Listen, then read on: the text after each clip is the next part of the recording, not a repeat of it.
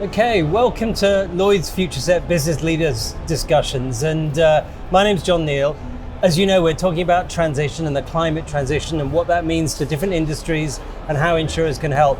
Much more important than me being here, I've got Greg Jackson here with me today, who's both the founder and CEO of Octopus, and we're sat on his stand at COP28. So rather than me go on about that, why don't you tell us the story about Octopus? Where does the idea come from? Where have you got to? What are the plans? What's front of mind for you? Well, you know, John, we have to tackle climate change. And the single biggest cause of climate change is the emissions from the way we fuel, our industries and our homes. So we need to move from burning stuff to clean renewables. Yep. But for too long, citizens have been told this is going to cost us more, it's going to be inconvenient and damage our way of life.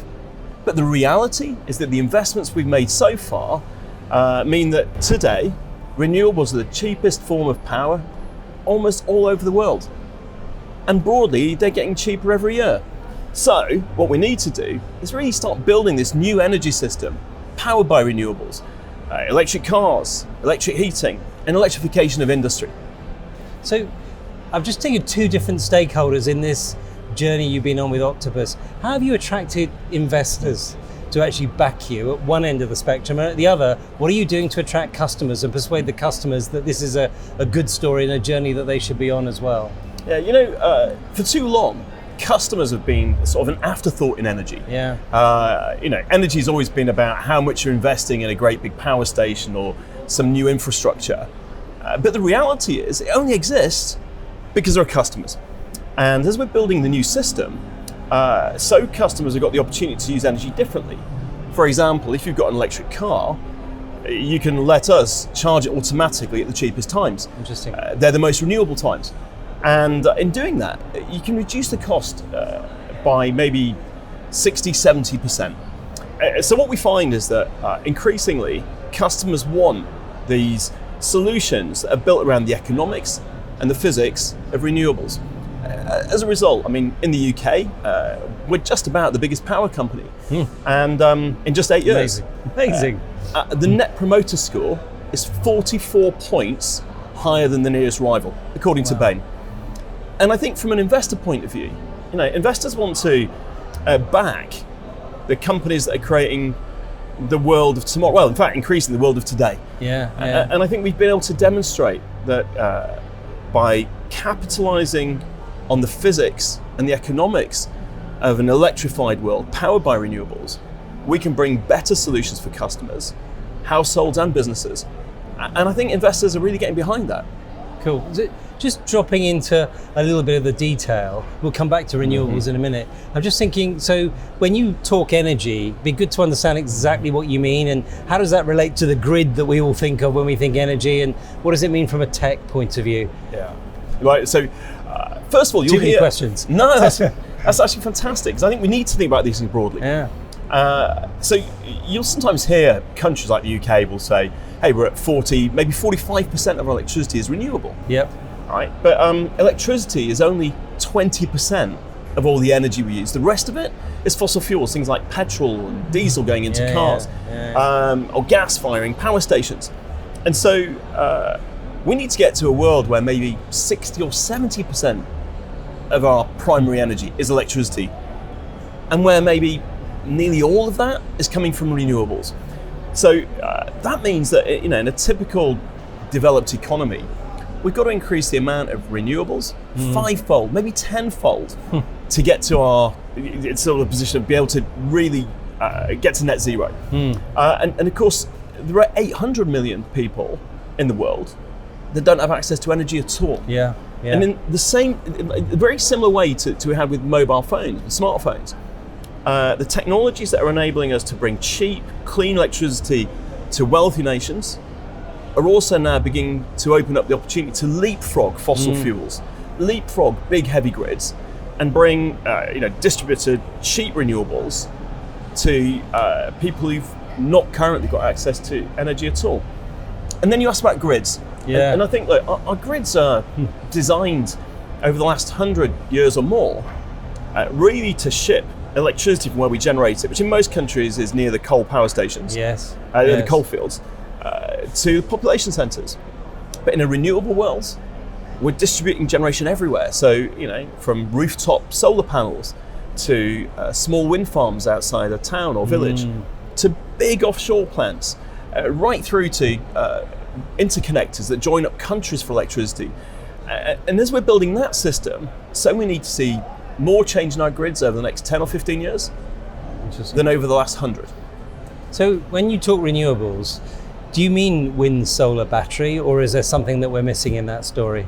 There's a bit more as well. I mean, hydroelectricity is very big in countries that have got mountains, particularly those with snow. Yes. And so you can look at countries like Norway or Brazil. They've got, and I think Brazil is 85% renewable, which is... Is that right? Yeah, mostly from hydro. So the nature of renewables will vary by country. And part of the magic is as we start to join countries up, so we can make the most of one country's resources and another's and swap them when we need to. A good example would be the UK has got phenomenal wind resource. Yes. As we build out more and more wind generation, there are going to be times that we've got surplus. Yep. And we can export that. But, you take the UK in winter, it's not very sunny. Yeah. And if it's not windy, we're not going to have much electricity, which is why we're then planning to build things like a huge 4,000 kilometre cable to Morocco, connected to a 200 square kilometre solar farm with a huge wind farm as well. Because this way we can basically be shipping electricity from where it's sunny and where it's windy at different times of day and different times of year to places that need that resource. And back the other way when the weather's different and the seasons are different. I'm just trying to think, 200 square kilometres, that's sort of half the size of Wales, isn't it? It's just mind-boggling in terms of its size. You mentioned price earlier on. So when you look at it from a consumer point of view, think of your customers. Yeah. So the price point is good as well as the opportunity that's been created for them, or do they have to pay a little bit more, or is it not as binary as that? We need market reforms to let people benefit from this, and we desperately need that in many nations. But the physics means that, I don't know, today you can generate wind power and solar power in a country like the UK for, 5 or 6 pence a unit.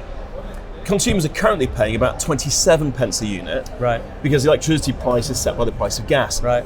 And so as we build more renewables and we start to set the price according to the renewables, so we'll see prices drop. Part of that, though, is that the more we can use electricity at the times that it's being generated, particularly locally, the cheaper it will get. And so you've got things like, take an electric car. If you let us control the charging of it, we can charge it at those times that it's windy and sunny and demand is low. Right. And we'll get super cheap electricity. The other benefit of that, though, is it reduces costs for everyone else because we can make more use of the infrastructure at times that's currently underutilized, and we have less competition for electrons. So these smart technologies working together with renewables let us bring the price of power down for everyone.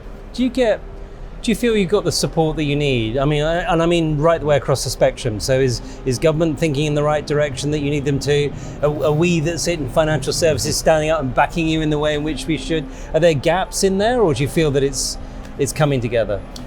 I think it's coming together, and it's a bit like, look, in a chess game, right? At the beginning, you can see all the pieces, and we all know the rules. Yep. But you have no idea where those pieces are going to be in just a few moves' time. And so it is, as we're building this new system, each time we build a bit more of the system, we discover more possibilities. Like when the iPhone was launched, no one realized that it would revolutionize the cab industry or help us get out of a pandemic through QR codes. Sure. And so in the same way, as we build more cheap renewables and we discover more ways of using that power, so we can then talk about new opportunities with governments and with policymakers, with grids, to move this faster and cheaper. A great example would be electric heat pumps. Yeah. One thing we've found is that a typical home can hold its heat for a good few hours. So we can put smart controls in a heat pump that work out how long your home will hold heat, and then are able to read the grid signals and work out when electricity is going to be cheap, grab more of it then, and use less of it at expensive times. We're finding that's cutting the cost of heating a home with electricity by 25 to 30%. But that's really quite encouraging, isn't it? Because the fear we would all have is we understand the story around the electric car and we understand the story of a home. And when you buy a new car, yes, it'll be electric. When you get a new home, yes, it'll be fitted properly. But how do we retro deal with everything else? But you're saying heat pumps is a great example of how we can get to goal a lot quicker in the home. Yeah, let me give you an example. Yeah. I mean, we are now working with some of the biggest house builders to create zero bills homes. These are homes fitted with a heat pump, a battery, solar panels, and a smart hot water heater. And we as a company will guarantee we underwrite for 5 or even 10 years, no energy bills. And by the way, we expect that to last forever because we can optimize it so that when it's sunny, you're generating electricity, but you store it in the battery. And then in the evening, when the grid's more expensive, you actually sell that stuff back onto the grid. And that pays for what you're taking out of the grid the next day. Now that kind of innovation is saying to people that the move to a net zero world isn't a compromise, it's an upgrade. Yeah, you mentioned it earlier on. So when we think of the global south versus the global north, how do we help to solve, if we're thinking smarter in the north, how do we help to solve the problems of the south? How do we, to those people you were talking about earlier on who have no energy, who have no electricity, what can we do there? Yeah, so look, first of all, there are 800 million people that don't have any energy at all. It's a scary number. Yeah, and there's another, 1.5 billion that have very unreliable energy.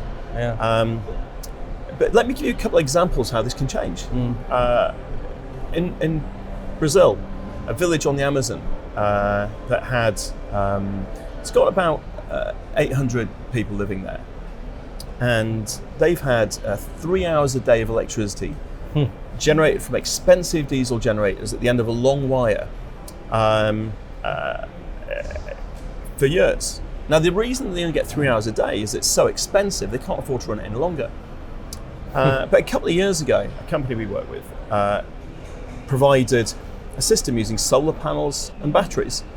And they've had 19 months now of uninterrupted, clean electricity, 24 hours a day, because it's so cheap that for the same price they used to get 3 hours a day, they now get 24. And things like great story. There's a butcher in the village, and they used to have to throw away the meat at the end of every day because there was no refrigeration. They didn't have enough electricity for it.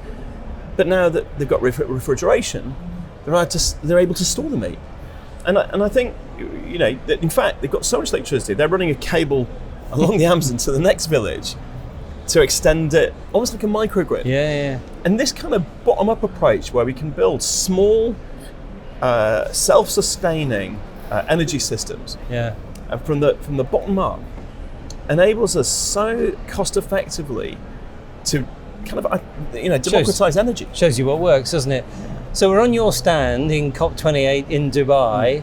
What are your hopes from COP? What do you think should happen or could happen? Because you're an optimist, aren't you?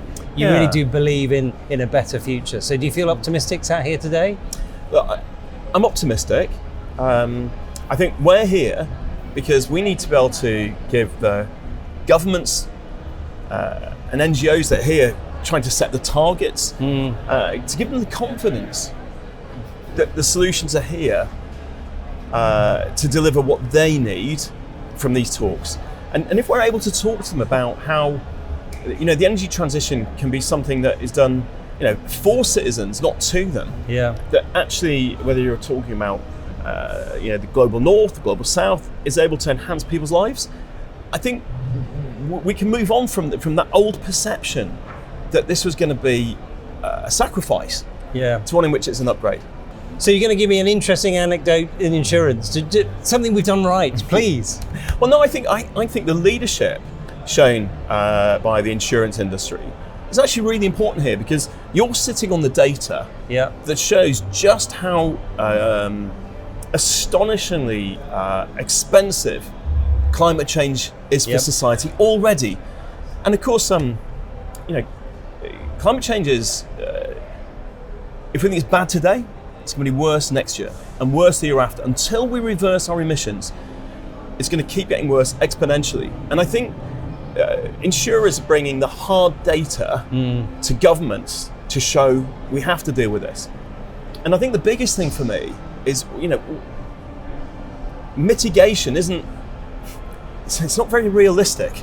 Maybe rich countries can afford a bit of it, but we've seen the power of nature, flooding, cities that have never been flooded before. Sure. Wildfires literally hitting London. Yeah. And it's only going to get worse. So, I think the leadership of the insurance industry, I don't know, I hope you've got a strong voice here. So the numbers are quite scary. So 10 years ago, the insured cost of natural disasters was 65 billion. Today, it's 135 billion US. And we're certain that figure will double in the next decade. So the good news behind that story is we're not intimidated by that. Yeah. We think we've got a real role to help at the front end. What does risk mitigation, risk management look like? And then can we give insurance at the back end? But the numbers are really scary. So the point you're making is right. We've got to lean in and use our data and say there are things we could do here to help. Now, I think I worry that in 20 years' time, we look back and we say, given that renewables were cheaper, created better products, electric vehicles, heat pumps, electrified industry, cleaner air, why did we leave it so late? And I think we've all got to work hard to, deliver these solutions faster than anyone can imagine. Yeah. Well, otherwise, the only thing we've got to rely on is insurance. And transition helps, doesn't it? Creates consumption, creates interest, creates jobs. It's net good for the economy as well. On jobs, in the last quarter, Octopus Energy hired 320 engineers to put stuff in low carbon technology to people's homes. This quarter, it's 680. Wow. Next quarter, we're hiring 1,000 people to be installing low carbon tech in people's homes. Green jobs is no longer something of the future. Yeah, it's a reality around us today. I think, Greg, it's always a privilege and a pleasure to talk to you. That's been a great conversation. It wasn't Desert Island Discs, but it was pretty close. Thank you very much. Thanks, John. Great to see you.